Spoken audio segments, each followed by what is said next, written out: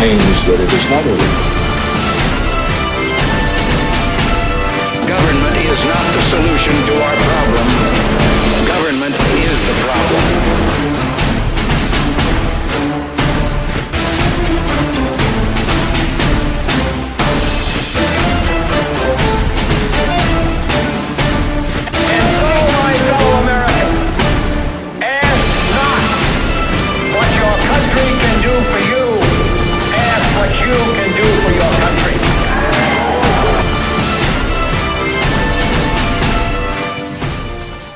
Hello everyone, I'm Mark Skevich and welcome to another edition of Not Politics as Usual, alongside my co-host Andy Sullivan, candidate for City Council of the 43rd District. Good to have you back on the program, Andy. Thank you for having me, Mark. And we have a very special guest, Joe Lhota, former deputy mayor during the Giuliani administration, also ran the MTA as well, and running for New York City mayor as well. And Joe, I also host a sports show, and I did my research that you're a Yankee fan, and I'm just wondering, is it mandatory to be a Yankee fan under the Giuliani administration? Is that how it works? No, the way it works for me is I was born and raised in the Bronx, so I had no choice in the matter. I was a Yankee fan right from the day I was born. Okay, well, aside from being a Yankee fan, can you tell the folks out there a little bit something about yourself for the ones that aren't familiar with your history? Sure. As I said, I was born in the Bronx. My father was a New York City police officer. He retired as a lieutenant. My father's father was a New York City firefighter. And my mother's father was a New York City taxi cab driver. So I've had New York City in my blood right from the very, very beginning. I was the first one in my family to go to college. I did so on a partial PBA scholarship, as well as a lot of student loans. I went to Georgetown University. I majored in accounting, worked in public accounting for 2 years. It's about as long as I could take being in public accounting. Went on to get my MBA at Harvard and came back to New York to begin my life, raising my family, beginning my career. In 1993, a good friend of mine, Rudy Giuliani, was elected mayor of New York, and I went into his administration. I did work in the economic development area, as well as I was the commissioner of the Department of Finance. I then became the budget director for the remainder of the first term, and then I became deputy mayor in the second term. Excuse me. One of the things I did when I got out of school that I didn't mention, that at 14 years I worked on Wall Street, I worked in public finance, I was an investment banker to state and local governments all around the country financing infrastructure projects. So when Rudy Giuliani ran in 1989, I advised him on budgetary issues in New York City, and again in 1993, also on budgetary issues. So that's a little bit of my background. And I left the Giuliani administration at the end of 2001. Went into the private sector, worked for Cablevision and Madison Square Garden. So if you want to talk about sports, I can talk about my beloved Rangers, and looking forward to actually having hockey here in Brooklyn pretty soon. It's going to be great. And then I became the head of the MTA and was there for a little over a year. And I had to leave because I wanted to run for mayor. All right, and maybe we'll talk sports another time. Mark the Statman Skevich on RealFansRealTalk.com. But what makes you feel that you would be a good candidate for mayor? Well, let me tell you why I think I'd be a good candidate for mayor, but also why I think I'll be an even better mayor than a candidate for mayor. First and foremost, look, my background is an unusual combination of both public sector and private sector experience. I've managed very complex organizations. I have a very unique knowledge of the New York City government. Being the budget director, I kind of know where all the money is. I know how the process works. Being deputy mayor for operations, you're the chief operating officer of the city. I was at Rudy Giuliani's side every bit of the way in the second term, including on 9/11 and all of the decisions that we had to make downtown immediately after 9/11 happened. One of the things I did in the private sector is you can't work in an organization like Cablevision and survive unless you understand and have good political skills to also understand how to work there. Combined with the fact went over to Madison Square Garden and then to the MTA. When Andrew Cuomo asked me to run the MTA, he did so because of a combination of my experience. The MTA, as you know, is not one of the most beloved organizations in the city of New York, but I understood how important the MTA is to the entire economy of the city of New York. And we saw it just 6 months ago during Superstorm Sandy. When the MTA doesn't operate and the Transit Authority doesn't work and the Long Island Railroad and Metro North don't work, the entire economy of the New York metropolitan area comes to a screeching halt. And the entire economy of the United States is significantly impacted because our metropolitan area represents 11 to 12% of the entire GDP of the entire United States of America. So I also, knowing the fact that 8.5 million people take the MTA in some way, shape, or form every day to get to work, to get to school, to get to doctor's appointments and all that. So it required somebody who understood how to run the place as efficiently and as effectively as possible. I think I have the unique skills, the leadership skills necessary to be the next mayor by the combination of the two. I jumped into this race when I saw the Democrats who were running. None of them have worked in the private sector before. None of them have managed complex organizations. They don't know what it's like to meet a payroll. Some may say that they've actually, they've balanced the budget 8 years in a row. Let me tell you, from a budget director's point of view, it's not about the last minute negotiations that are necessary. That's just the last piece of a very long process. But when you look at the growth of the government of the city of New York over the last 11 years, it's grown 56% over the rate of inflation. I mean, there's been no fiscal discipline in the city of New York in the last 11 years. I want to become the mayor so I can bring that discipline to the city of New York so that we can have a government that works for all the people. Joe, if I may, I really appreciate the fact that you hail from a blue-collar background. Sure. I mean, to me, that's just as important as your intellectual side. Now, the mayor that we have right now, I see him as pretty much a super rich, borderline narcissist, kind of imperial ruler.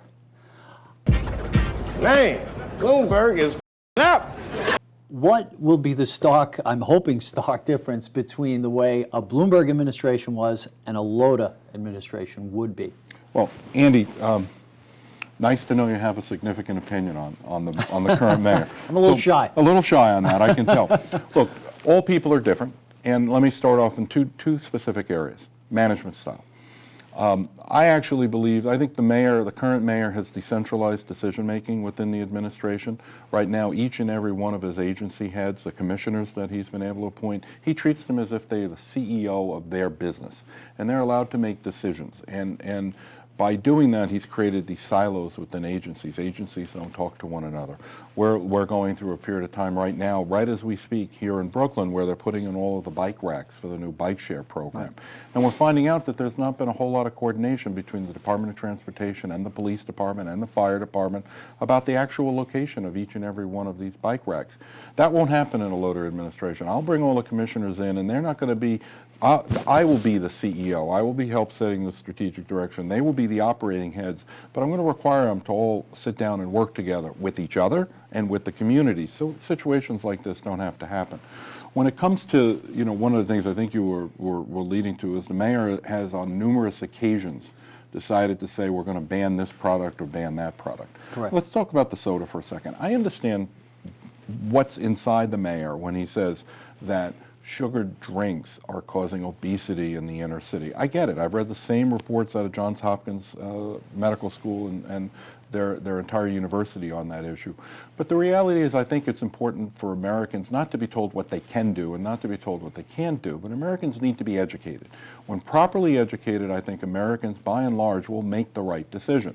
So I think the city of New York should have said to the inner city kids, do you realize if you drink this 16 big gulp drink, a 16-ounce big gulp drink, and you currently live here in Brooklyn, do you realize you have to, if you finish that, you're going to have to leave that movie theater, walk from downtown Brooklyn all the way down the BQE, across the Gowanus, over the Verrazano Bridge, halfway to Staten Island, just to work off the amount of calories you're just saying. Do you really want that? How about if you don't want to have a sugar drink, how about drinking water, or how about drinking a non-sugar related drink?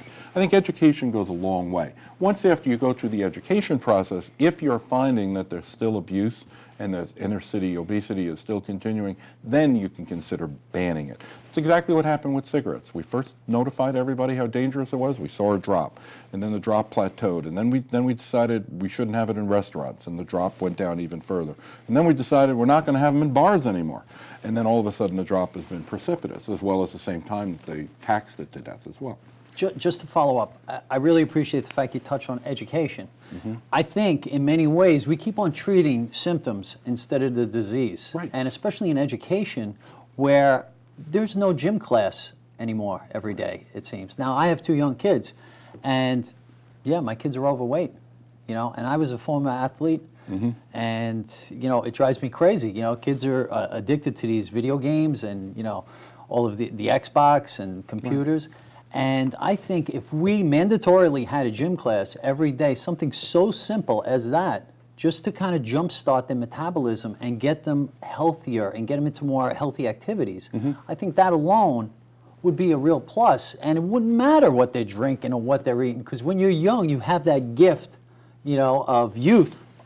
I totally agree with you, Andy. You know, I've suffered from weight issues my entire life. I really have, and it's something that I focused on. And I've noticed I started to gain a little bit of weight as we're going on the campaign. I actually just took it off before we went on camera. I have a pedometer that I carry around my wrist, and I can tell you how many steps I've taken today. I noticed you're looking shredded these days, Joe. So I'm trying to actually, increase the amount that I walk, because it's not enough time in the day to do the exercise that's necessary. So, I'll walk a couple extra blocks. I'll make it a point. If I haven't walked enough that day, I'll continue to walk. It's really important that we control our own life. But you're right, we're not educating our students properly in school anymore. It's in the area of physical education. It's really important. It's not just calisthenics. It's also just plain walking. Instead of taking the bus 5 blocks, walk the 5 blocks. It's just as good, and you'll get to see things, and you'll get to breathe better, and you'll lose weight in the process. It's the same also in our education system. We're not teaching arts anymore. We're not teaching music. When I learned music, I then became very attuned to math, because I actually think of music and numbers in the same light. Absolutely, yeah. And it's very, very important to see that. So, one of the things I do whenever I go throughout the city in all 5 boroughs, I talk about the current state of our public education system. It's better. With mayoral control, it's got to get a lot better. It really does. Where, the focus of our education system, the testing that's necessary. When you were in school, when I was in school, we had Regents exam, but we didn't study for the Regents exam to take in math or whatever, with algebra and the languages and all that, to be able to get out of high school. But what we did do is the teachers spent, 85 to 90% of the year discussing theory, understanding the concepts in algebra about how to solve for x and how to solve for y, and all of those the mathematical approaches that we had to go in. And then with the remaining 10% of the year, we understood the process. Okay, now that you've got the core concepts down and the core curriculum down, now we're going to teach you how to take a test that's A, B, C, and D, instead of teaching to the test all the way from the beginning of the year to the end of the year. If you don't understand the core concepts, you're never going to do well on the test. And in fact, you're never going to do well in life. That's not what life is all about. Life is understanding how this all interacts together. So we do have to focus on our public education system. It's one thing that I got to tell you I'm very worried about. I've been on the board of trustees of a city university of New York for 12 years now. And this year was by far the worst year for the incoming class coming out of the New York City public schools to the 7 junior or the community colleges that are part of City University. 81% of them were deemed incapable of doing college-level education. So CUNY's now spending $38 million in remedial education in reading, writing, and arithmetic. It's an indictment of our public education system that we've got kids who are actually graduating from high school who want to go to college, who are then deemed not capable of doing college-level work. They need to be. We need a smart community. It's the only way our society is going to advance if we have smart people. What do you think of the recent developments in extending the school hours to 6 p.m. for some of the schools that Christine Quinn recently announced? Right. I do think that we need to do a couple of things as far as our education system. We need to extend the day. We need to extend possibly the school year. When you look at who we're in competition with, Europeans and Asians, they have longer school days. They learn differently. I mean, you go to a child in Europe, they start learning a foreign language. If they're in Spain, they're learning French or English. And in all of countries around the world, why do we wait till junior year to start teaching foreign languages? It's very, very important. If we want to compete in a global environment, we've got to change our core curriculum. In no way, shape, or form am I saying that English should not be our language. English is our language, but the rest of the world is learning English at such a young age, and they're in competition with us. If you travel to Europe, a lot of people do speak English. They all do. do. Go to restaurants and yep. stuff, and they, like you said, they learn at a younger age, so it's easier for them. So. Right. And of course, there's going to be the money issue. We're going to have to find the money to do it. But you know what? We need a smart society. We're going to have this is money well spent when we educate our children. Do you think that it's possibly going to burn kids out as far as the extended hours? It's interesting. The one other piece that we need before we're talking about burning out the students is we need to get parents more involved. in the education process. They shouldn't just send the children off to school and say, you know what, the school will take care of them. Parents need to be very much involved in the education. When I was a kid, it wasn't, hey, Joey, did you get your homework done? Yeah, Mom, I got it done. Let me see it. Go over it. I can remember my father, going over the multiplication tables. I can remember it, and we laugh about it now. My dad's still alive. We'll laugh about the fact that, how I learned the multiplication tables, the fact that at the time White Castles were 12 cents each. So if we bought 12, how much would it be, Joe? $1.44, Pop, no problem. I still know that to this day. But there are ways that I remember it, and parents are integral. It doesn't stop at 4:30 or 3:30 or whenever the school is over at 6 o'clock. Will the kids get burnt out? Let me tell you. I think we as humans are all resilient. You got to mix it up. It's not just going to be all in the classroom all the time. You need to have physical education. You need to, 3 o'clock in the afternoon, spend 45 minutes with the rest of the class playing kickball, understanding teamwork. Teamwork is an education building process as well. Some kids are leaders, some kids are not. Some kids who aren't leaders want to be leaders. That's great. It provides that competition that's necessary. It's all part of that American process. You need to feed them. Kids, every now and then, give them an apple, give them some good raw energy like that, and there are ways to do it. But, there's a roadmap. What are the Europeans doing? What are the Asians doing? Let's evaluate what they're doing, and let's take the best of what they do and bring it here to New York. All right, we're going to take a quick break here on Not Politics as Usual, and we'll be right back with our special guest, Joe Lhota. All right, we are back on Not Politics as Usual, along with my co-host Andy Sullivan and special guest, Mayor candidate Joe Lhota. And we touched a little bit before on the current mayor, Mayor Bloomberg, and I felt that when he came into office, he's kind of been running New York City like a business, trying to generate a lot of revenue with parking tickets and speeding tickets and, health code violations that, Andy Sullivan had a story about it on a previous episode of Not Politics as Usual.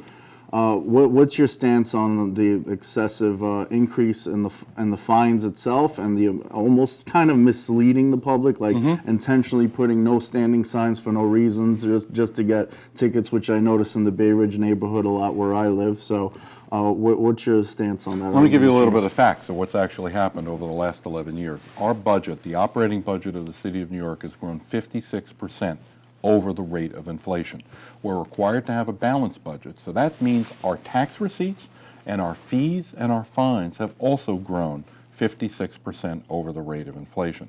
So the feeling that you have that we're being overtaxed, overfined, overregulated is absolutely true, because there's been no revenue control point of view, and most importantly, there's been no expense control. Our expenses go up and up and up, and they fill up how much ever money can be brought in. And there's been a cultural change within the government of the city of New York. It used to be when you wanted to get efficiencies out of agencies. When I was budget director and I went to an agency head and I said, you need to reduce your budget, and I'll just arbitrarily use a number, by $10 million. Commissioners would come back and say, you know what? I'm not going to cut the expenses by $10 million. I'm going to increase the revenues or the fees or the fines by $10 million. And I would say, no, you're not.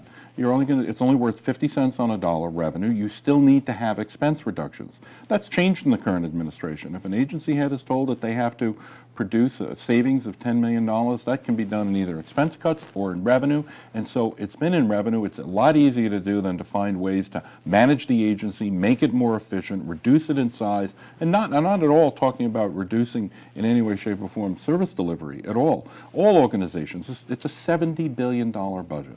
When Mike Bloomberg took over, it was a little less than $40 billion. It's basically doubled over the last 11 years. And nobody's out there saying why. Why is that happening? The fact of the matter is, you're absolutely right. You've got an interesting approach. He's running it like a business. When I ran a business, what you need to do is you increase sales every year. You increase revenues. You want to beat what you did the prior year. That's not the way government should be. Government should be focused on expenses and how much are you spending, and then determining your taxes and your revenue policies according to how much you need to spend. That'll change when Joe Lhota's mayor. Something else that would generate revenue for the city that isn't available now is MMA in New York. We've seen, a recent UFC 159 right across the tunnel in Newark, and Atlantic City has them. Of course, most of the big fights are in Vegas, as we know. that will generate a tremendous amount of revenue. And the fear of it being violent, but nobody's really getting killed anymore. I mean, they've significantly changed the safety with it because the referees are pretty much guys that could fight themselves. They stop the fight, pretty much any sign of danger. Right. So is that something that we could possibly see come to New York City? Well, I have a history in mixed martial arts, not So a does Andy participant, Sullivan. not a participant, but when I worked at Madison Square Garden, I was so intent about making sure that MMA, mixed martial arts, came to New York and Ultimate Fighting, that I used to go to Albany and lobby, and I was able to get the state senate, and they did it again this year. They've passed it. We're just waiting for the assembly to go forward with it. It now appears Governor Cuomo is in favor of it, though he hasn't publicly said anything, but he's not said no, which is, helpful. We're very, very close, and it's an important issue. 48 out of the 50 states allow mixed martial arts. New York doesn't. How can it possibly be? And we have the greatest sports fans in the world. It's not just Madison Square Garden. It'd be great to also have it at Barclays Arena in Brooklyn. It'll be great to have it at the Carrier Dome in Syracuse, New York. Quite honestly, to be a state that doesn't have it makes no sense to me at all. If I might just tap into that, because I used to do that type of fighting, and I did boxing, and the whole thing about it being... I'm glad you're in between. As far as being more I savage... did my share of training too. These days I couldn't beat an egg, relax. As far as it being more savage than boxing, that's completely incorrect. There's been much more deaths in boxing. It's a much more brutal sport because it builds up after round after round after round. We just have the 3 rounds, and like Mark said, the guy in the ring, the third man, is almost as good as each fighter and knows when to break them up. But this particular issue seems to be influenced by unions. Now, I'm a union guy, but I think union leadership is way out of line here because it's the restaurant and restaurant workers' union leadership that actually is putting pressure on Sheldon Silver to table this mixed martial arts because the brothers who are involved in it open hotels that don't have union restaurant workers. You're very right. You're absolutely right. That's the issue. I saw it up in Albany, and the fact of the matter is, every facility in New York where they would operate are union run. Barclays Center has a union operation, so does Madison Square Garden. And so it's unfortunate. They're just trying to use pressure on the Fertitta brothers to unionize their shops that are not in New York. That's not the proper way to use your union leadership. It's not the proper way to use your political influence. The unions here in New York should be more concerned about the jobs here in New York and for their brothers and their sisters who are members of the union because it'll help create more jobs for them. That's correct. Now, just to follow up as we spoke about Sheldon Silver, as far as corruption and ethics that have gone on, as of late, especially very recently, everything that has gone on, Joe, I don't see a lot of other politicians coming out and demanding for resignations, for, the stopping of payment of some of these elected officials who were involved in this latest scandal. And I think it's reprehensible. It leads me to believe that the political elites out there are afraid to rat on their fellow person because they've got all these things in their closet that they're hiding. Right. Well, the thing that concerns me, Andy, and I did a press conference about this with a whole list of ethics reforms that we need here in New York City, is the fact that when we saw those arrests 2 weeks ago, there were about 6-7 people who were arrested by the U.S. attorney and then ultimately indicted this past week. All of the elected officials put out press statements that basically said the same thing. We are saddened by what happened. Baloney, they shouldn't be saddened by what happened. They should be angry about what happened. And I did a press conference, and I basically said, I'm angry, and I think the rest of New York needs to be angry. What concerns me the most is the reaction on the part of the public. The public now is at a point where it actually believes that elected officials are on the take. They think it's normal. They think it's commonplace. And the fact of the matter is we need a better political class in this state. We need to elect better people. I used to be opposed to term limits. I thought there was something about term limits that weren't right. But the reality is we need term limits. We need it in Albany, and we need it now. We need to make sure that the leadership up there, that there's a turnover, and the people are going to demand it as we go forward. All right, one final Play question. my song, Joe. All right, fine. I didn't know, but that's all right. One final question. New York City seems to be very favored towards the Democratic Party, specifically Christine Quinn being the favorite. Mayor Bloomberg, they recently announced that he's letting her kind of make a lot of these announcements, like the education announcement that we heard recently. And those are things that traditionally the mayor makes these big announcements, but he's letting her do it to kind of put herself more in the spotlight with the general public. You have that obstacle. You're also going up against another billionaire, John Catsimatidis, and the fact that a lot of the other candidates seem to be raising a lot more money. How do you think you'll overcome these obstacles? Well, I got into the race mid-January, and I was able to raise about $750,000 in the first 2 months, 6 weeks actually. I'm continuing to fundraise, and I'm continuing to fundraise every single day. So I believe at the end of the day I will have enough money to prosecute this campaign. This campaign is going to be about who's the next leader of the city of New York. And you know, there are a lot more registered Democrats than there are Republicans here in New York. But over the last 20 years, those Democrats have voted for someone other than the Democrat to come in. And why is that? You know, when you look at the national elections, when you look at, you know, a race for president or a race for senator, it's pretty much party line. But mayor's different. It's a different issue. Who's going to pick up your garbage, and who's going to do it the best possible way? Who's going to keep us safe? Who's going to continue to enhance the quality of life of all New Yorkers? When it snows, who's going to pick up the snow? And as LaGuardia said, Mayor Fierro LaGuardia said, you know, there's no Republican or Democratic way to pick up the garbage. He's right. I used to not think he was right because I was a partisan Republican, but now I believe he is right. And the reason for that is that I've got to make the case that I'm going to be the best person to be the mayor of the city of New York, and because I know how to negotiate with the unions, I know how the city operates, I have a private sector mentality, and at the beginning of the day and at the end of the day, I'm here to serve the taxpayers of the city of New York. That will be what I worry about day in and day out. Are we providing the services that the people of the city demand as efficiently and as effectively as possible? That'll be my mandate.